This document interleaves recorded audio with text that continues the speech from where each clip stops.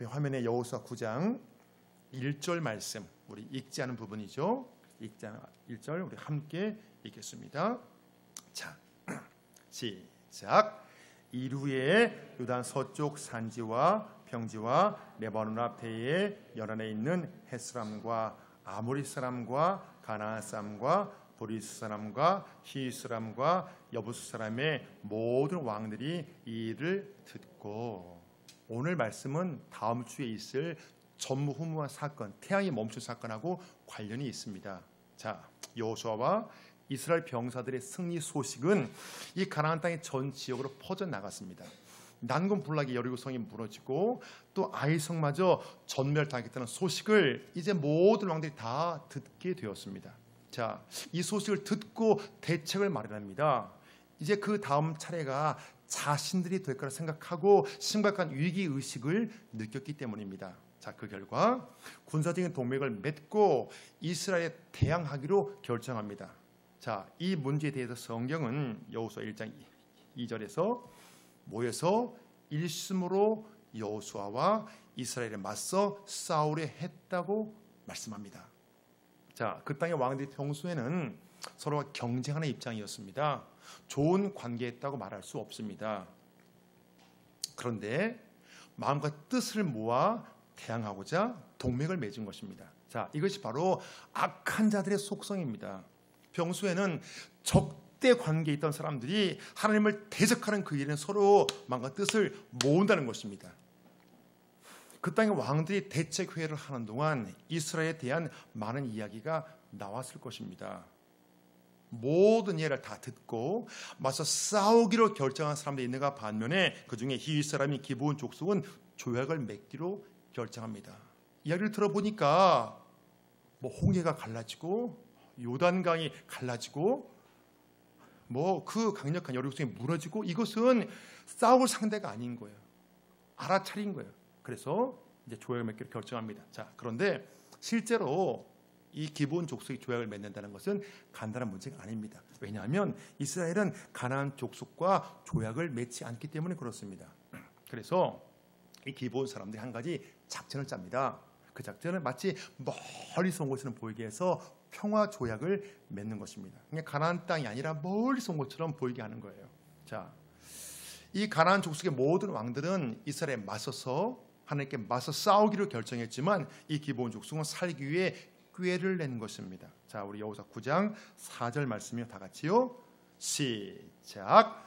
꾀를 내어 사신의 모양을 꾸미되 헤어진 전대와 헤어지고 찢어져서 기운 가죽 포도주 부대를 나귀에 싣고 그 발에는 낡아서 기운 신을 신고 낡은 옷을 입고 다 마르고 곰팡이가 난 떡을 준비하고, 낡아서 기운 신발, 낡은 옷, 다 마른 곰팡이 난 떡, 이 모든 것은요 기브온 사람들이 마치 멀리서 온 것처럼 보이기 위해 특별히 준비한 것입니다. 그러니까 여호수아와 이스라엘 사람들 속이기 위해 치밀한 꾀를 낸 거예요.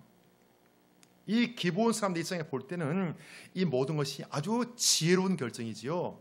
지혜로운 결정이지만 반면에 이스라엘 입장에 볼 때는 교활한 속임수에 불과합니다. 사실 이렇게 속이기로 작정을 하고 완벽하게 계략을 짜서 달려들면 대부분 다 속아 넘어갈 수밖에 없습니다. 여호수아처럼 명철하고 통찰력의 사람도 결국 속아서 조약을 맺게 됩니다. 그래서 속이는 사람도 문제지만 속는 사람도 속을 수밖에 없는 약점이 있다는 것입니다. 그래서 그 명철한 여호수아를 어떻게 속였는지, 또 여호수아가 왜 속았는지 잘 살펴보는 것이 우리가 더 나은 영적인 분별력을 갖는데 많은 도움이 될 것입니다. 한번 잘 따라와 보시길 바랍니다. 자, 치밀하게 작전을 짰던 기브온 사람들이 여호수아가 있는 길갈 진영으로 가서 먼 나라에서 왔으니 조약을 맺자고 말합니다. 조약을 맺자는 그 말에 이스라엘 사람들이 뭔가 낌새가 이상했는지 이제 그 사람들 향해 이렇게 말합니다. 우리 여호수아 9장 7절이요, 다 같이요, 시작. 이스라엘 사람들이 히위 사람에게 이르되 너희가 우리 가운데 거주하는 듯하니 우리가 어떻게 너희와 조약을 맺을 수 있으랴 하나. 자, 뭔가 이상한 낌새를 차는 것이 분명합니다. 그렇습니다. 뭔가 속이는 사람 묘한 느낌이 있잖아요. 뭔가 느낌이 있거든요. 그래서 너희가 이 근처에 사는 것 같은데 우리가 어떻게 너희와 조약을 맺을 수 있느냐? 우리는 너희를 진멸해야 된다. 이런 뜻이죠. 자, 이렇게 자신들의 정체에 대해서 의심하자 이번에는 여호수아에게 우리는 당신의 종들이라고 말합니다. 종들. 치켜 세워주는 거예요. 여호수아를 확 띄워주는 거예요. 우리는 당신의 종들입니다. 바짝 엎드리죠. 그러니까 평화 조약만 맺어주면 우리는 당신의 종이 되어도 상관없다는 것입니다. 자, 이스라엘이 나라도 없잖아요. 그런데 당신의 종이 된다고 바짝 엎드리니까 좀 이 기분이 괜찮아지는 거예요. 자, 이 말을 듣고 여호수아가 핵심을 확 찌르는 질문을 합니다. 자, 9장 8절 뒷부분부터요. 다 같이요. 시작. 여호수아가 그들에게 묻되 너희는 누구며 어디서 왔느냐 하니 너희는 누구며 어디서 왔느냐. 자, 여호수아가 조약을 맺기를 원하는 이 사람들이 구체적으로 어떤 지역에서 왔고 누구인지 그 정체가 정말 궁금합니다. 도대체 어떤 지역에서 누구인가. 자기들이 누구라고 말하진 않잖아요. 그냥 멀리서 왔다고 말하지. 자, 이 질문을 받은 기본 사람들은요, 마치 송곳으로 가슴을 확 찌르는 것처럼 순간 찔림이 왔을지도 모릅니다. 이 질문의 사실들을 말하면 자신의 정체가 탄로날 상황이에요. 그런데 이 기본 사람들이 편하게 핵심을 찌르는 질문을 살짝 비켜갑니다. 그래서 여호와 이름까지 들먹거리며 태연하게 신앙 간증을 합니다. 종들은 당신이 하나님 여호와 이름을 말미암아 심히 먼 나라에서 왔사오니. 자, 그 다음부터 그 다음 다 같이요. 자, 이는 우리가 시작. 이는 우리가 그의 소문과 그가 애굽에서 행하신 모든 일들을 들으며 또 그가 요단 동쪽에 있는 아모리 사람의 두 왕들 곧 헤스몬 왕 시온과 아스타롯에 있는 바산 왕 옥에게 행하신 모든 일을 들었음이니이다. 자, 이 기본 사람들이요, 여호와 이름까지 들먹거리는 것은 단지 이스라엘의 환심을 사기 위해서 그렇습니다. 환심을 사기 위해서. 나름대로 큰 목적이 있는데 이 모든 걸 숨기고 조약을 맺자는 말만 되풀이합니다. 우리는 당신의 종들이니 이제 우리가 조약을 맺읍시다.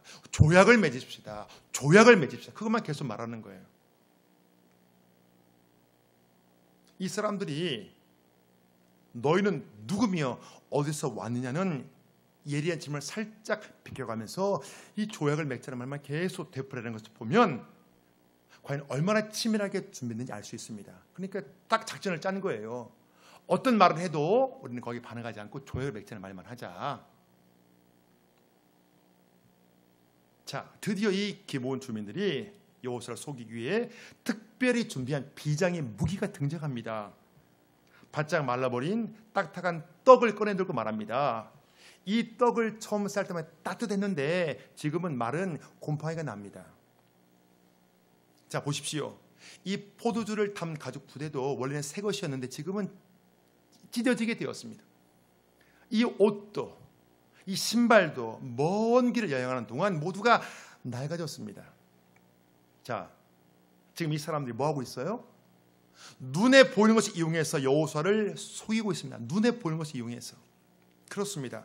사람들을 속이고 사기를 치는 사람들의 공통점이 있습니다. 뭐냐면요, 사람들의 환심을 사기 위해 그럴듯한 말과 그럴듯한 말, 그리고 사람들이 믿을 수밖에 없는 증거를 보여준다는 것입니다. 증거. 그래서 눈에 보이는 증거를 중요하게 생각하는 똑똑한 사람들이 오히려 그 증거 때문에 속임을 당합니다. 눈에 보이는 증거, 그 증거만 통과하면 그냥 믿어버리는 거예요. 자, 얼마 전에 100조 이상의 보물선이 담긴 100조 이상의 보물이 담긴 보물선을 발견했다는 기사가 세상을 떠들썩하게 했지요. 갑자기 등장한 어떤 모 회사가 러일 전역 때 침범한 보물선을 발견했다는 것입니다. 자, 이 내용이 뉴스 전면에 나오기 몇 개월 전부터 저는 계속 신문 광고를 보았거든요. 제가 보는 신문에 밑에 하단에 상당히 크게 눈에 확 띄게 광고가 계속 나오는 거예요. 계속 주기적으로 나오는 거예요. 그래서 처음에 이게 뭔 기사인가 했어요. 이게 뭘 뜻하는가 했어요. 뭘 의미하는가 잘 몰랐거든요. 저는요. 처음에는 이것을 왜 내는가. 뭐 100조 이상에 담긴 그 보물선을 자기들이 발견했다는 거예요. 그래서 뭘 어쩌라고. 처음에는 그랬어요. 그래서 저도 이제 처음에 이게 진짜인가 가짜인가 100조 이상이 돼. 100조 이상 그 보물선 안에 했는데 자 계속 반복되는 신문 광고를 보니까 이게 진짜인가 싶더라고요. 그런데 자 투자에 관심 있는 사람들은 그런 기사만 봐도 이것은 투자할 수 있는 거고 이렇게 생각하는가 봐요. 자 그런데 몇 개월 뒤에 그 내용을 정규방송 뉴스에서 다루었습니다. 그때는 이미 많은 사람들이 상당한 액수를 투자한 뒤였습니다. 의심의 논출이 점점 많아지니까 보물선을 발견했던 그 회사가 펼친 작전이 있습니다. 잠수부를 동원해서 바다에 침몰 어떤 배를 영상으로 찍어서 이렇게 선전하는 거예요. 보물을 가득 싣고 침몰한 돈스코이 호를 우리 회사가 진짜 발견했습니다. 영상을 보여주는 거예요. 자, 그런데요. 그 영상의 진짜 여부는 잘 모릅니다. 아무튼 그 사람들 그렇게 보여주더라고요. 근데 그 영상이 진짜 그게 뭐 침몰한 돈스코이 그 벤지 그건 잘 모르겠어요. 근데 아무튼 영상 찍어서 보여주더라고요. 자, 한 가지 분명한 사실은 그 영상을 보고 이미 그 회사에 투자한 사람들은요 잠시 마음을 놓았을 것입니다. 그렇잖아요. 뉴스에서 뭐 여러 가지 의심이 있는데 영상 찍어 보여주니까 좀 이렇게 이게 진짜구나. 진짜로 마음 놓으라고 찍은 거지요. 자 그런데 중요한 건 뭐냐? 핵심은 이거예요. 침몰한 그 배에 정말로 값진 보물이 있냐는 이게 중요한 거잖아요. 그 배를 찍은 게 문제가 아니라 진짜 그 배의 보물 이게 중요한 거잖아요. 사람들 속이는 거죠. 진짜 보물이 있느냐. 자, 사람들의 의심의 논출에 대해서 이 회사의 대표는 계속 말을 바꾸어 변명했지만 이 모든 걸 수사했던 경찰은요 사기로 결론을 내렸습니다. 어제도 뉴스가 나오더라고요. 이 기사가. 그런데 이 시점에서도 어떤 사람들은요 이 회사 대표의 말을 철석같이 믿고 투자금을 회수할 수 있다고 생각한다는 것입니다. 경찰이 협조를 해달라니까 협조를 안 해주는 거예요. 네. 경찰이 그래서 답답하대요. 협조를 해줘야 되는데 협조해주지 않는 거예요. 왜? 투자금을 회수할 때 생각하고 협조해주지 않으니까 경찰이 수사하는데 어려움이 있다는 거예요. 그러니까 호소를 하더라고요. 자, 사랑하는 여러분, 물론 투자할 만하니까 투자하는 사람도 있겠지만 그 중에는요 높은 배당금 때문에 빚을 내서 투자하는 사람도 있다는 것입니다. 참 안타까운 것은 이와 비슷한 유형의 사건들이 끊임없이 반복되고 있다는 것입니다. 이런 유형의 사건에는 반드시 높은 배당금이라는 공통 분모가 있어요. 높은 배당금. 그러니까 사람들의 관심을 끄는 그렇듯한 말과 높은 배당금이 사람을 낚는 미끼가 되었다는 것입니다. 우리가 얼핏 생각하면 속이는 사람이 참 나쁘다고 생각할 수 있지만요. 속이는 사람과 속는 사람의 공통점이 있습니다. 뭘까요? 양쪽 다 한 방에 크게 성공하고 싶고 한 방에 움켜쥐고 싶은 탐욕이라는 욕망이 있다는 것입니다. 사람을 속여서 사기를 치는 사람들은요. 일반 사람들의 마음속에 존재하는 이 탐욕이라는 부분을 정확히 알고 그 부분을 툭 건드립니다. 그 부분을 툭 건드리는 거예요. 그러면 딱 물기 때문에 그 미끼를. 그렇다면 속이는 자와 속는 자 이 둘 중에 누가 더 문제인가요? 누가 더 나빠요? 누가 더 문제예요? 뭐 속는 사람이 속이는 사람이 문제다. 뭐 속는 사람이 문제다. 아니다.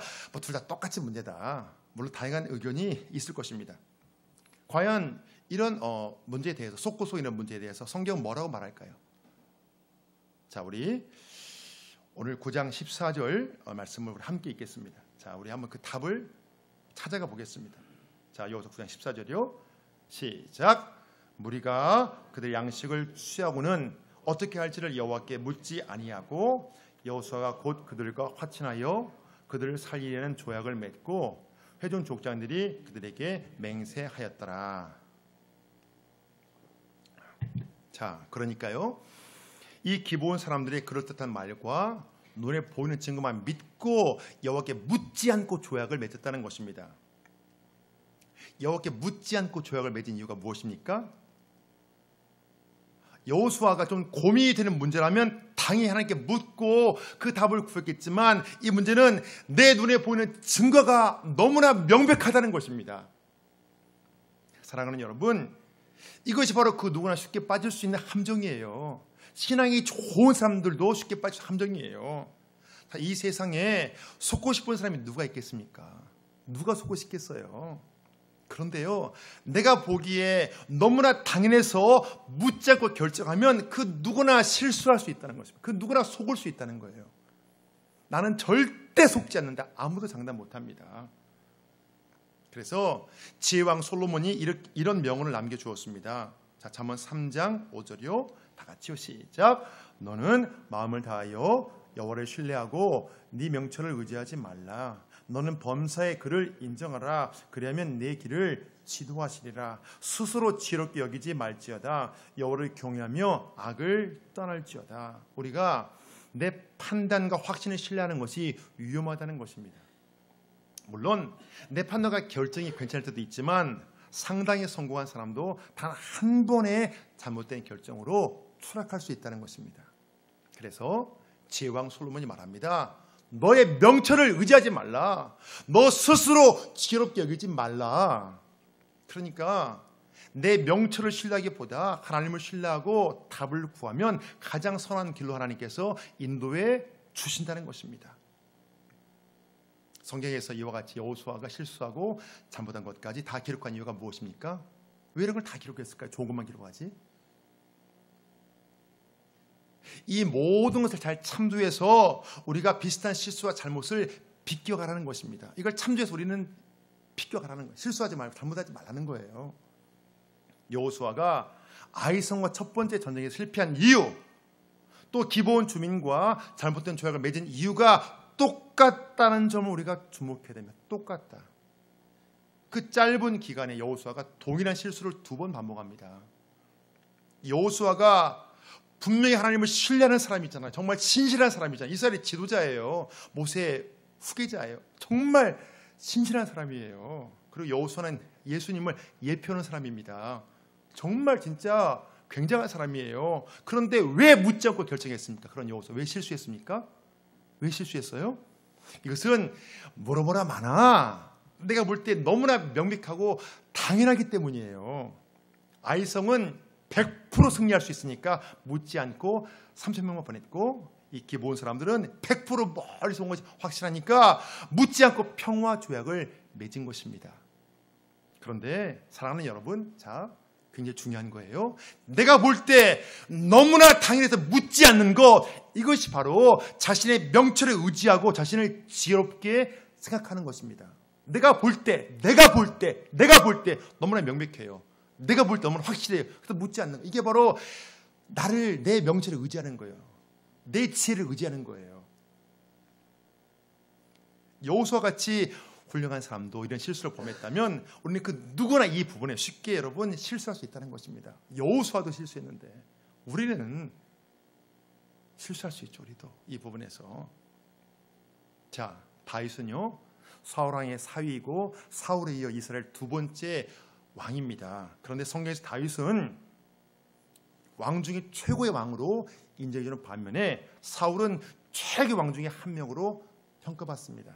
최고의 왕. 다윗은 하나님이 보실 때 내 마음에 합한 사람이라고 하나님께 최고의 칭찬해 주셨고, 사울은 왕으로 생겨서 후회하신다고 말씀했습니다. 자, 우리 사무엘상 15장 11절 말씀 함께 읽습니다. 시작. 내가 사울을 왕으로 세운 것을 후회하노니 그가 돌이켜서 나를 따르지 아니하며 내 명령을 행하지 아니하였음이니라.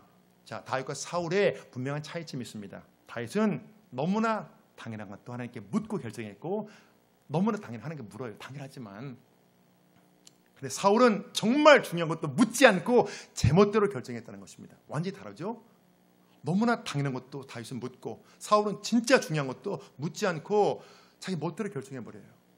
그거 성경은 이렇게 말씀합니다. 다윗은 점점 강하여 가고 사울의 집은 점점 약하여 가니라. 우리 다 같이 한번 읽습니다. 사무엘하 3장 1절이요. 시작. 다윗은 점점 강하여 가고 사울의 집은 점점 약하여 가니라. 사랑하는 여러분, 내가 얼마나 속임당하기 쉬운 존재이고 내가 얼마나 잘못 결정하기 쉬운 존재인지 여러분 명확히 아는 것이 지혜입니다. 자신을 아는 게 지혜예요. 내 약함을 아는 게 지혜예요. 우리 가정이 정말 하나님의 보호하심을 받고 싶고 하나님이 책임져 주시길 원하시면 내가 볼 때 너무나 당연한 것부터 묻고 하나님의 뜻을 구해야 됩니다. 하나님 어떻게 될까요? 저는 이렇게 하고 싶은데 하나님의 뜻은 무엇입니까? 하나님 어떻게 해야 되나요? 어떻게 하는 건 하나님 최선의 길인가요? 여러분 물으셔야 돼요. 물어보셔야 돼요. 왜냐하면 내가 보기에 너무나 당연하다 확신하는 것도 한순간에 그 확신이 무너질 수 있기 때문에 그렇습니다. 여호수아 볼 때 그토록 당연했던 거, 기본이 멀리서 온 게 너무나 확실했던 것도 단 며칠 만에, 단 3일 만에 여러분 와르르 무너졌습니다. 자, 여호수아 9장 17절이요. 다 같이요. 시작. 이스라엘 자손이 행군하여 셋째 날에 그들의 여러 성읍들에 이르렀으니 그들의 성읍들은 기브온과 그 비랴와 브이력과 기럇 여아님이라. 자, 조약을 맺고 기브온 성을 방문하게 떠났는데 불과 3일 만에 도착합니다. 아마도 이것은요 더 빨리 갈 수도 있는데 기브온 사람들이 아마 빙빙 돌아갔을 거예요. 왜? 멀리 있다는 것을 그렇게 태내야 되니까. 예, 그렇죠. 빨리 길 안 갔죠. 그래서 멀리 꼬불꼬불해서 3일 걸린 거예요. 더 빨리 갈 수도 있는데. 이때 비로소 기브온 사람들이 멀리 살지 않고 매우 가까운 곳에 산다는 것을 정확히 알게 되었습니다. 사랑하는 여러분, 그런데요, 내가 직접 가보기 전에 알 수 있는 방법이 과연 없을까요? 직접 가보기 전에, 실제로 겪어서 내가 어려움을 당하기 전에 알 수 있는 방법이 무엇일까요? 내가 그걸 겪어보기 전에, 내가 당하기 전에. 그렇습니다. 우리가 취할 수 있는 방법은 오직 하나님께 묻는 것입니다. 그 모든 것이 선명해질 때까지 계속 묻고 물으며 기다려보는 거예요. 그래서 분명히 확신이 올 때까지 성급하게 결정하지 말아야 됩니다. 묻지 않고 결정하면 그 누구나 실수할 수 있고, 분명 확신이 없는 결정하면 그 누구나 후회할 수 있습니다. 그 누구나 실수할 수 있어요. 그 누구나 후회할 수 있어요. 그래서 우리가 겸손히 묻고 분명한 확신이 있는 가운데 결정하는 것이 정말 중요합니다. 결국 이 기브온 주민들의 정체가 밝혀졌습니다. 여호수아 이스라엘 족장들은 정말 고민이 됐을 거예요. 어떻게 해야 되나? 진멸의 대상인데 이거 어떻게 해야 되나? 또 이스라엘 사람들이 모두 지도자를 원망하는 분위기입니다. 그때 모든 족장이 이렇게 말합니다. 여호수아 9장 19절이요. 시작. 모든 족장이 온 회중에 이르되 우리가 이스라엘 하나님 여호와로 그들에게 맹세하였은즉 이제 그들을 건드리지 못하리라. 그렇습니다. 여호와의 이름으로 맹세하여 조약을 맺었기 때문에 그 사람들을 손댈 수 없다는 것입니다. 하나님의 이름으로 맹세했는데 그들을 손대버리면 하나님의 이름이 땅에 떨어지잖아요. 하나님의 이름 때문에 손댈 수 없다는 거예요. 하나님의 이름을 지키기 위해서. 사랑하는 여러분, 우리 이 세상을 살다 보면 때로 우리가 속아서 뭔가 손해를 보거나 곤란을 겪을 때가 있습니다. 그때는 우리가 어떻게 될까요? 이미 일은 벌어졌습니다. 어떻게 될까요? 그때는 이미 일이 벌어진 상황에서 어떻게 하는 최선일까요? 그때는 무엇보다 먼저 내가 실수한 것을 인정해야 됩니다. 하나님 앞에 인정해야 돼요. 아, 내가 실수했구나. 아, 내가 잘못했구나. 내가 잘못했구나. 우리가 죄인인 것을 인정해야 구원의 은혜가 주어지는 것처럼 비록 가슴이 아프고 속이 쓰려도 내 실수를 인정해야 승리의 은혜도 여러분 주어진다는 것입니다. 왜냐하면 실수를 인정하고 교훈을 받으면 실수의 교훈이 그 다음 승리의 밑거름이 되기 때문에 그렇습니다. 실수한 이후에 대처하는 것을 보면 비범한 사람과 평범한 사람의 차이가 분명히 드러납니다. 자, 비범한 사람들은요 대체로 잘못을 인정하고 교훈을 받습니다. 대체로 그렇다는 거예요. 반면에 평범한 사람들은 대체로 잘못을 좀처럼 인정하지 않는다는 것입니다. 왜 부부간에 싸움 많이 해요? 자기의 실수와 잘못을 인정하지 않아서 하는 싸움 많잖아요. 인정하지 않잖아요, 잘. 네. 근데 문제는 뭐냐? 잘못을 인정하지 않고 넘어가잖아요. 그럼 그 다음에 그와 비슷한 실수를 또 한다는 거예요. 자, 여호수아가 기브온 사람들을 살려주는 것은요, 여호와께 묻지 않은 잘못을 인정하기 때문에 그렇습니다. 비록 속임을 당했어도 나를 속인 상대방만 나쁘다고 말할 수 없다는 거예요. 나도 하나님께 묻지 않은 잘못이 있다는 것입니다. 상대방은 나를 속인 잘못이 있지만 나는 내 명철에 의지한 잘못이 있습니다. 조금 의심이 갔을 때 하나님께 묻고 좀 더 신중하게 결정했다면 그 잘못된 결정을 막을 수도 있었기 때문에 그렇습니다. 자, 이제 여호수아가 기브온 주민들에 대해서 최종 해결책을 제시합니다. 일단 먼저 멀리서 온 것처럼 속인 것에 대해서 책망을 합니다. 자, 책망을 한 이후에 이렇게 말합니다. 여호수아 9장 23절이요. 다 같이요. 시작. 그러므로 너희가 저주를 받나니 너희가 대를 이어 종이 되어 다 내 하나님의 집을 위하여 나무를 패며 물을 깃는 자가 되리라 하니. 자, 여호수아의 저주는 단순한 저주가 아니라 오히려 축복이라고 말할 수 있습니다. 본래는 이 기브온 주민들이 진멸을 당해야 될 처지인데 자손 대대로 성전에서 하나님을 위해 쓰임 받는 존재가 되었다는 것입니다. 이렇게 해서 기브온 주민들이 갖고 있는 우상 숭배와 타락한 문화가 이스라엘 속에 스며드는 것을 철저히 막았습니다. 성전에서 일을 하며 그들이 서서히 앞으로 이제 변화되어집니다. 자, 이제 서서히 말씀의 결론을 맺겠습니다. 이 세상을 살다 보면 우리가 피할 수 없는 것 중에 한 가지가 속임수의 문제입니다. 영적으로 보면 어느 마귀에 속기도 하고 또 사람에게 속기도 합니다.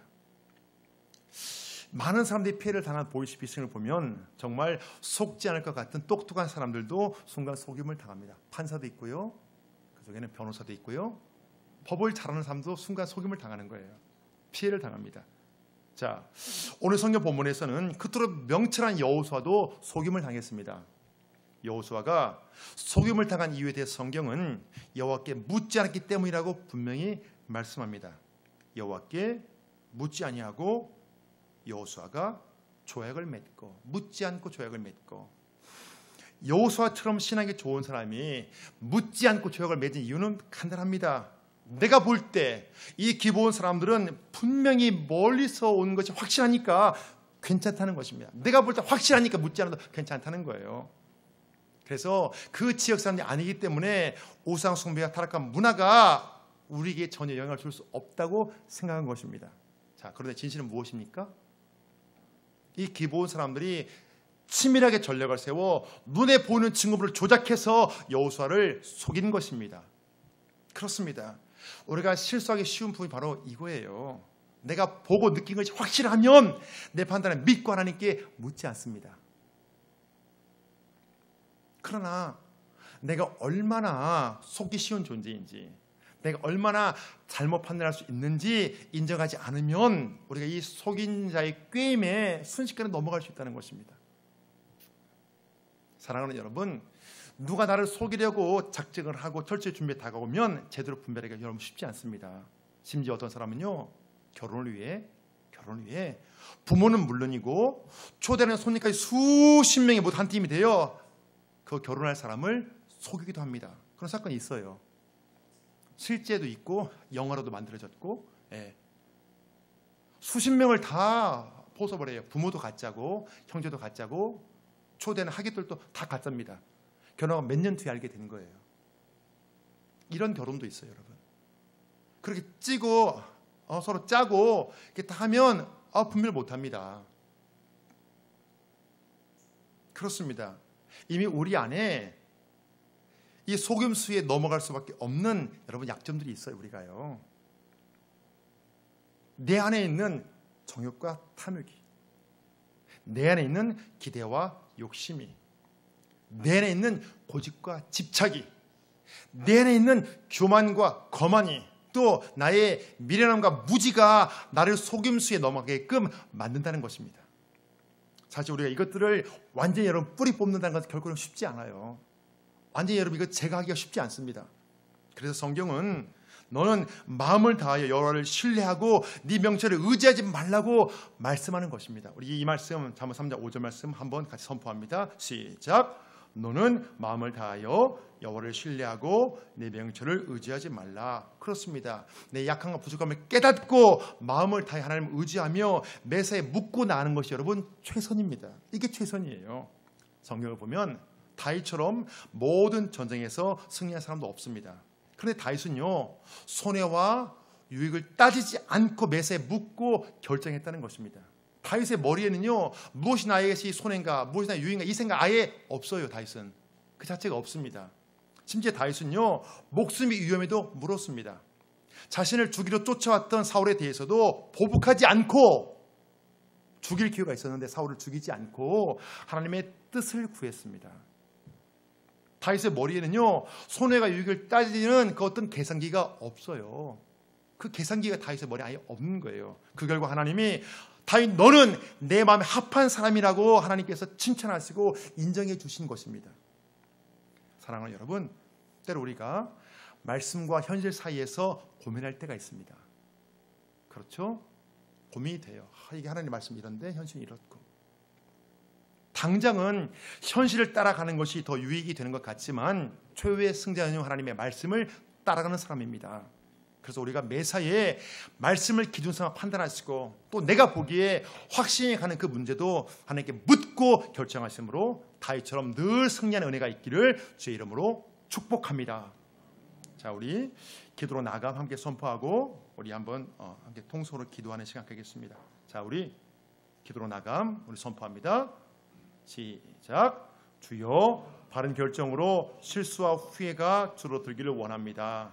내가 볼 때 너무나 확실하고 당연한 것도 하나님께 묻고 결정하는 겸손의 지혜를 주옵소서. 주여, 마귀에게도 사람에게도 속임을 당하지 않는 인생이 되기를 원합니다. 속임을 당할 수밖에 없는 저희 약점을 제거해 나갈 수 있는 영적인 권능을 주옵소서. 자, 우리 다 같이 눈을 감겠습니다. 자, 우리 주여 한번 힘차게 부르시고 우리 통성으로 기도합니다. 주여! 하나님 감사합니다. 가장 복되고 선한 길로 저희들 인도해 주심에 진실로 감사합니다. 하나님, 그러나 이 세상을 살다 보면 속임수의 문제를 피할 수가 없음을 고백합니다. 원수 마귀에게 속고 사람에게 속을 때도 있습니다. 또 물질에 속고 건강에 속고 나 자신에게 속을 때도 있었습니다. 하나님, 그러나 예수님을 주인으로 모시고 사는 저희들은 이 속임수의 문제에서 하나님 승리하기 원합니다. 그래서 먼저 나 자신이 얼마나 약하고 속기 쉬운 존재인지 분명히 알게 하시고, 내 명체를 의지하지 않고 하나님을 의지할 수 있도록 저의 생각과 마음의 중심을 하나님 주장해 주시옵소서. 하나님, 제 안에 속임 당할 수밖에 없는 약점이 있음에 불구하고 내가 볼 때 너무나 확실하고 당연한 것은 묻지 않고 결정하는 습성이 있습니다. 하나님, 그러나 이제는 너무나 확실하고 당연한 것도 하나님께 묻고 결정을 원합니다. 그래서 저희들의 결정이 항상 바른 결정이 되게 하시고 가장 선한 길을 인도하시는 그 하나님의 이끄심만을 따라가는 복된 삶이 다 되게 하여 주시옵소서. 이제는 저와 죽음의 소리를 구원하신 주 예수 그리스도의 은혜와 세상을 이처럼 사랑하사 독자를 주신 하나님 아버지의 사랑과 우리는 영원히 내주하시는 성령의 교통하심이 가장 선한 길로 인도하시는 그 하나님의 이끄심만을 따라가길 소망하는 모든 성도들에게 영원히 함께 하시길 간절히 축원합니다. 아멘.